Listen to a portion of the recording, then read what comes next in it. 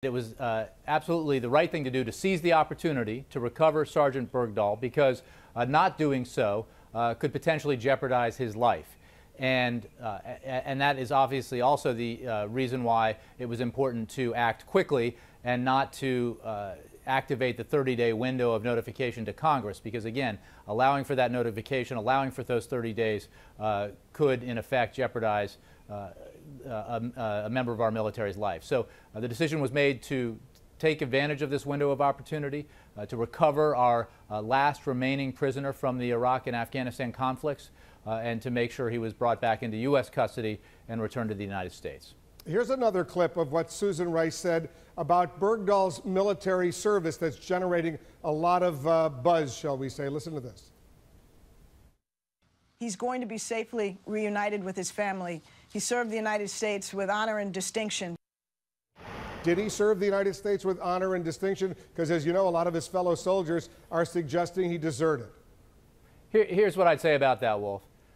Sergeant Bergdahl put on the uniform of the United States voluntarily and went to war for the United States voluntarily.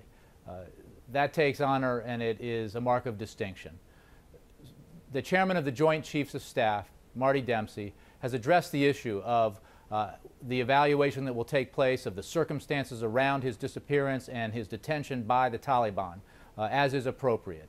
But as I would quote to you what Chairman Dempsey said, the questions about this particular soldier's conduct are separate from our effort to recover any U.S. service member in enemy captivity. This was likely the last best opportunity to free him.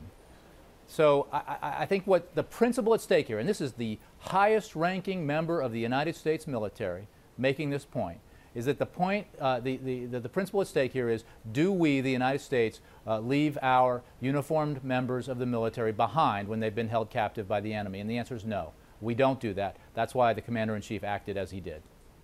The other argument that's being made against the administration's decision is that the U.S. policy has consistently been that the United States does not negotiate with terrorists. And the accusation is, in this particular case, through Qatar, you effectively negotiated his release with terrorists, and that encourages more U.S. soldiers and diplomats being taken prisoner down the road. So what do you say to that? Look, here's what I would say. Sergeant Bergdahl was held by the enemy in an armed conflict. We don't get to choose who holds him, but we do have a principle that we always uphold, which is that we recover every uniformed man and woman who serves the United States military and is being held by an enemy. And in this case, Sergeant Bergdahl was the last such member of the military being held in either the Iraq or Afghanistan conflict. It was the right thing to do. And the fact is, as you know, talks with the Taliban had broken down in 2012, and they have not resumed.